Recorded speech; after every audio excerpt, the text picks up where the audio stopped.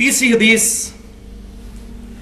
राजदार रसूल सैयदुना हुज़ैफा इब्न यमान रज़ियल्लाहु ताला अन्हु से है, जिनको नबी सल्लल्लाहु अलैहि वसल्लम ने मुनाफिकीन के नाम बताए हुए थे। लाडले सहाबी। वो कहते हैं मैं नबी सल्लल्लाहु अलैहि वसल्लम को मिलने गया, जामिया तिर्मिज़ी में इंटरनेशनल नंबरिंग के मुताबिक 3781 और अल मुस्तदरक लिल हाकिम में भी मौजूद है, और इमाम ज़हबी ने भी मुवाफ़क़त की है इस हदीस की। कट हदीस। वो कहते हैं मैं नबी सल्लल्लाहु अलैहि वसल्लम को मिलने गया तो आप सल्लल्लाहु अलैहि वसल्लम मगरिब की नमाज पढ़ रहे थे। फिर मगरिब से इशा तक आप सल्लल्लाहु अलैहि वसल्लम नवाफिल में ही मशगूल रहे, मैं अपनी बात नहीं कर सका। हत्ता कि इशा की नमाज से फारिग होकर आप सल्लल्लाहु अलैहि वसल्लम घर की तरफ जा रहे थे तो मैं भी दबे कदमों में पीछे चल पड़ा। तो आप सल्लल्लाहु अलैहि वसल्लम ने आवाज लगाकर पूछा कि मेरे पीछे कौन आ रहा है, क्या हुज़ैफा है? उनका या रसूलल्लाह मैं हूं। तो फरमाया अल्लाह ताला तुझे और तेरी मां को बख्शे। और वो आए भी इसीलिए थे, दुआ करवाने के लिए। तो अल्लाह ताला अपने नबी को गैबी खबरें अता फरमा देता था, अल्लाह तुझे और तेरी मां को बख्शे। और फिर कहा हुज़ैफा, ये तो खास लाडले सहाबी थे, कहा हुज़ैफा आज मेरे पास एक फरिश्ता ऐसा आया है जो आज से पहले कभी इस जमीन पर नाजिल नहीं हुआ, और स्पेशली अल्लाह से इजाजत लेकर मुझे सलाम करने के लिए आया है इस दुनिया में। अब देख लें, इस कायनात में नबी सल्लल्लाहु अलैहि वसल्लम की मुबारक जात पूरी कायनात के फरिश्तों का भी महवर है, अल्हम्दुलिल्लाह।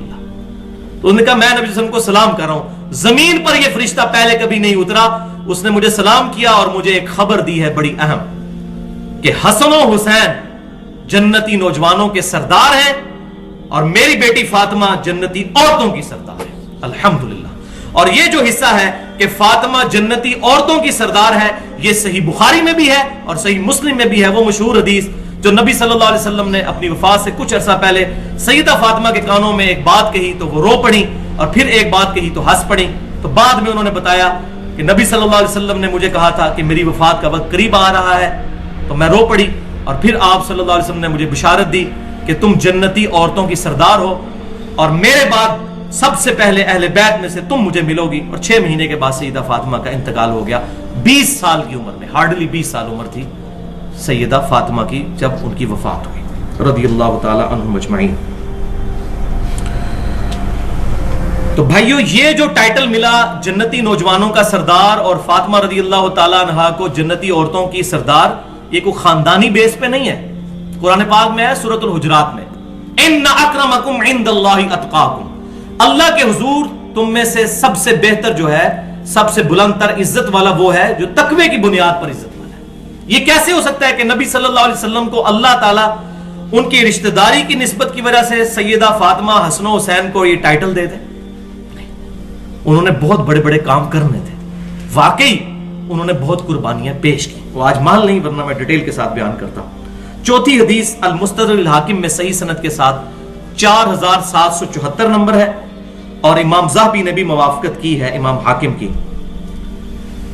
इसी की मजीद एक्सटेंशन है। जब हाकिम में यह रवायत आई है तो उसमें अल्फाज ये हैं कि हसन और हुसैन जन्नती नौजवानों के सरदार हैं, व अबूहुमा खैरुहुमा, और उनके वालिद उनसे भी अफजल हैं। कौन?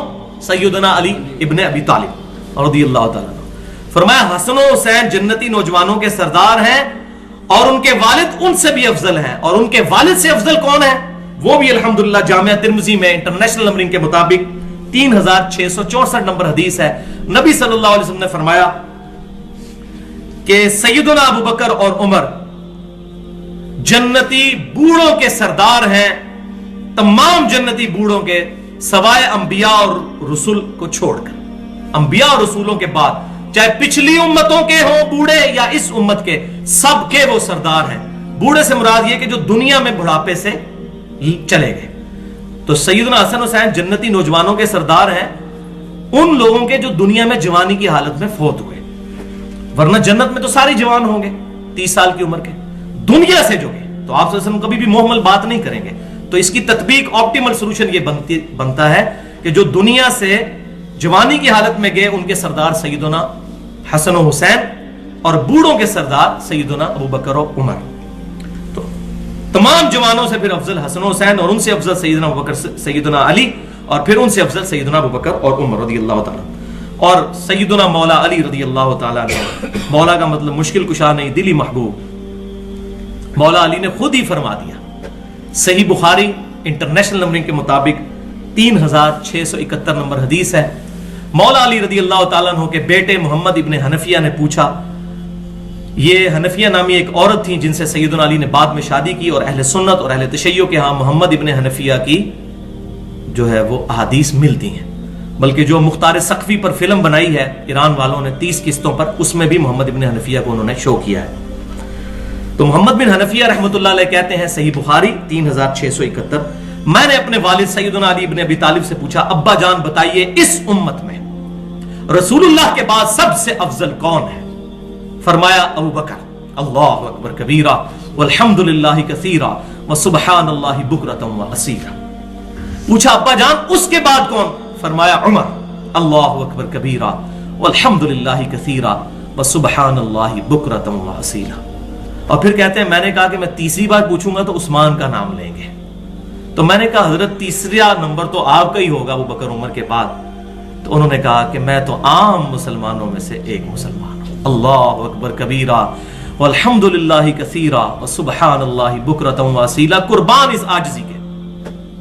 तो मैं ये समझता हूं सूरह फुस्सिलत हामीम अस-सजदा की आयत नंबर 33 की सही तफसीर है, वमन अहसनु कौलन मिम्मन दाअ इलल्लाह व अमिल सालिहन व क़ाल इन्ननी मिनल मुस्लिमीन। उससे बढ़कर किसकी बात अच्छी हो सकती है जो लोगों को अल्लाह की तरफ यानी इस किताब की तरफ बुलाए और खुद भी नेक अमाल करे और फिर भी कहे कि मैं आम मुसलमानों में से मुसलमान हूं। इसकी प्रैक्टिकल तफसीर सैयदना अली का ये कौल है कि मैं तो आम मुसलमान, हालांकि आम किधर थे भाई, खास मुसलमानों में से थे। अल्हम्दुलिल्लाह। तो ये उनकी आजिज़ी। 5वीं हदीस जामिया तिर्मिज़ी में इंटरनेशनल नंबर के मुताबिक 3759 769 3769, मुस्नद इमाम अहमद में भी है। नबी सल्लल्लाहु अलैहि वसल्लम ने सैयदना हसन और हुसैन को अपने सीने से लगाया और फिर अल्लाह के हुजूर कहा कि ऐ अल्लाह, ये दोनों मेरे बेटे और नवासे हैं।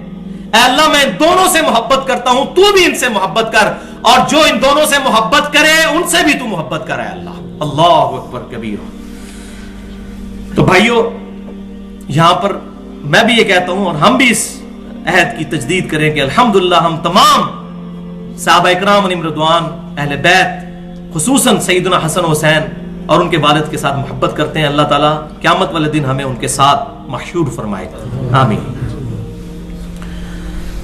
तो इसी के कॉन्टेक्स्ट में उस सैयदना अबू बकर सिद्दीक के कौल को भी याद कर लें जो मैंने पहले बयान किया सही बुखारी में सैयदना हसन और हुसैन वाले चैप्टर में, फजाइल वाले 3751, कि अबू बकर रज़ियल्लाहु ताला अन्हु कहते हैं, मौला अबू बकर हमारे दिली महबूब कहते हैं कि मोहम्मद सल्लल्लाहु अलैहि वसल्लम की मोहब्बत को मोहम्मद सल्लल्लाहु अलैहि वसल्लम के अहले बैत की मोहब्बत में तलाश करो। देख लें अल्हम्दुलिल्लाह। 6ठी हदीस जामिया तिर्मिज़ी में, सुनन नबी दाऊद में और सुनन निसाई में मौजूद है। तिर्मिज़ी में इंटरनेशनल नंबर है 3774, कि नबी सल्लल्लाहु अलैहि वसल्लम एक दफा खुतबा दे रहे थे। सामने से सैयदना हसन और हुसैन लड़खड़ाते हुए सुर्ख धारियों वाले कुर्ते पहने हुए हैं और गिरते पड़ते नबी सल्लल्लाहु अलैहि वसल्लम की तरफ आ रहे हैं। तो आप सल्लल्लाहु अलैहि वसल्लम ने अपना खुतबा रोक दिया, मिंबर से उतरे, सैयदना हसन और हुसैन को उठा लिया और फिर मिंबर पर आकर कहा कि सच कहा है मेरे रब ने, इन्नमा अमवालुकुम व औलादुकुम फितना, बेशक माल और औलाद तुम्हारे लिए बहुत बड़ी आजमाइश है। तो हुजूर ने कहा कि मैं अपनी तकरीर जारी नहीं रख सका जब इन दोनों को मैंने लड़खड़ाते हुए देखा, मुझसे बर्दाश्त नहीं हुआ तो मैंने इनको उठा लिया। अब याद रखें कि जिन जालिमों ने सैयदना हसन को जहर दिया या सैयदना हुसैन को शहीद किया, उनके साथ क़यामत वाले दिन होने वाला क्या है।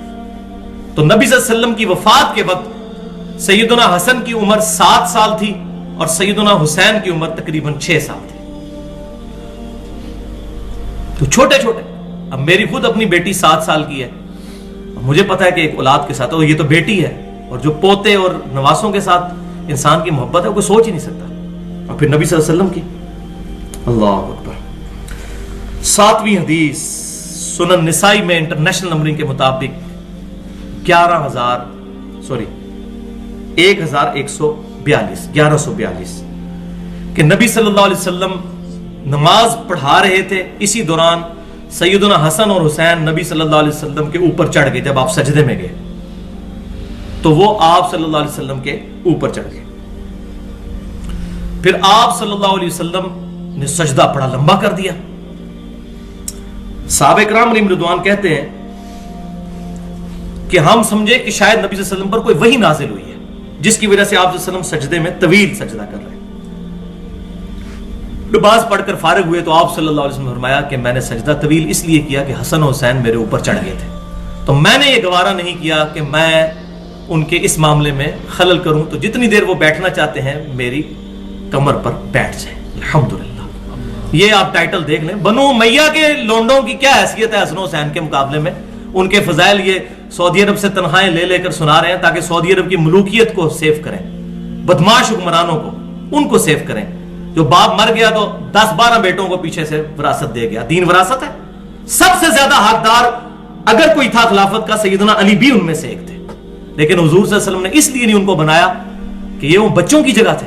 حضور نے بچپن سے ان کو پالا تھا، لیکن بعد میں کسی نے خیال نہیں کیا اس چیز کا. وَلِعَاذُ بِاللَّهِ تعالی. اسی کانٹیکسٹ میں مسند امام احمد میں بہت ڈیٹیل کے ساتھ ایک اور حدیث بھی ہے، 10,669، بہت زبردست حدیث. حضرت ابو ہریرہ کہتے ہیں کہ نبی صلی اللہ علیہ وسلم ہمیں عشاء کی نماز پڑھا رہے تھے کہ حسن و حسین نبی صلی اللہ علیہ وسلم پر سوار ہو گئے سجدے کی حالت میں.